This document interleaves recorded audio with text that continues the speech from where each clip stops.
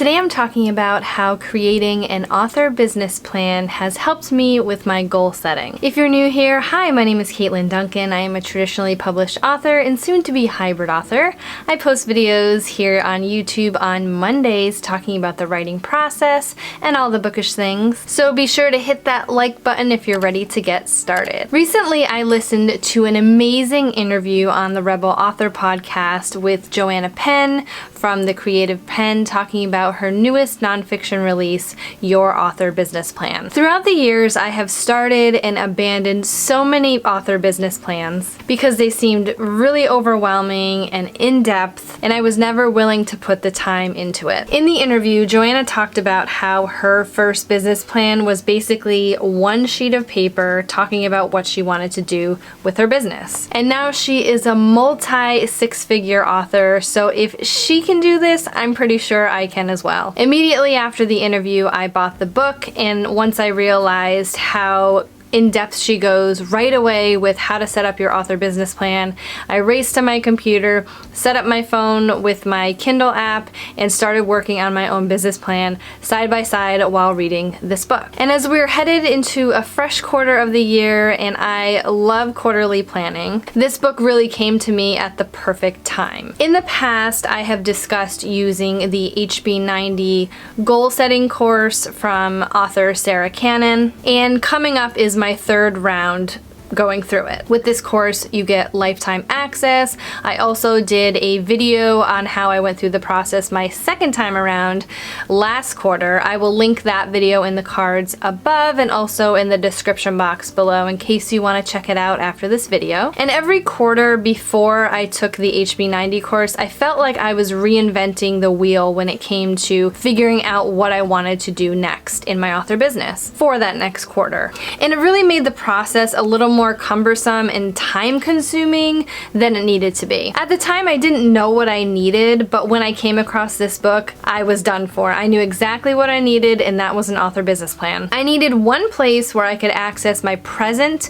and my future goals every single quarter before I even thought about leveling up in the next quarter. Both Sarah and Joanna have the same mindset when it comes to goals versus dreams, things you can control versus things you cannot control when it comes to an author business. In Joanna's book, she explains every different section on an author business plan with examples, and this is the most important part for me. She gives permission to write as much or as little as you want. As I said before, I got so overwhelmed with the idea of this big author business plan that I would just not do it. But having this permission to just write as I was reading the book, things that I thought of, it can always be changed. And she also recommends reviewing this author business plan every year, but for me, I plan on doing it every quarter as I look toward my future. This year, I'm expanding my business to not only traditional publishing, but independent publishing, and then I have sort of this nonfiction side of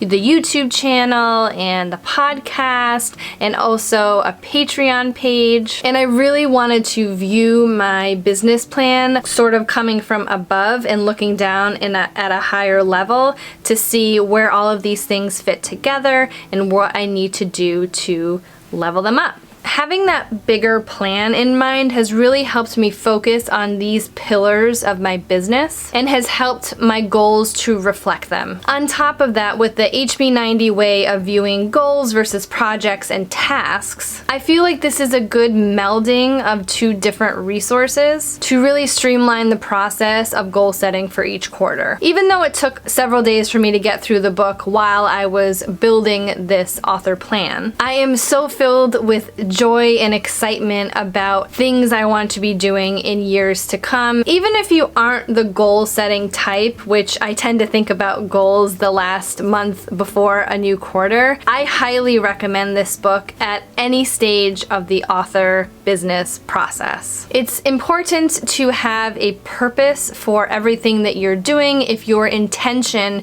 is to build your author business. And starting out, that may be to produce and market one book book, and that's totally fine. In this book, there are many different resources on how to create your author business plan, many different ways to think about author business plans or things that you want to be doing in the future. And there are 2 full examples in this book outlining an example author business plan, which includes an author who is just starting out, and also a little advanced version of someone who has multiple projects already out, which I thought was really great. That was my favorite part of the book outside of doing the author plan for myself. Using these examples, I was able to get more ideas of things that I wanted to do in the future. This is definitely a book that I will be revisiting every quarter when it comes to things that I want to improve upon or add to my author business. And this will also move me toward my ideal author life. If you are looking for help with goal setting, another round of the HB90 course is currently open.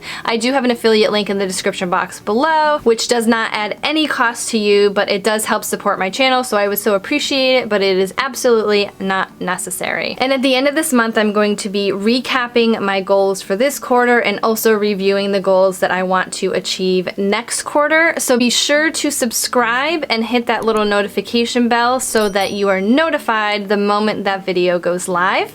And let me know in the comments below if you have ever created an author business plan or if you are interested in creating one. I would love to continue this conversation down below. And I'll see you soon.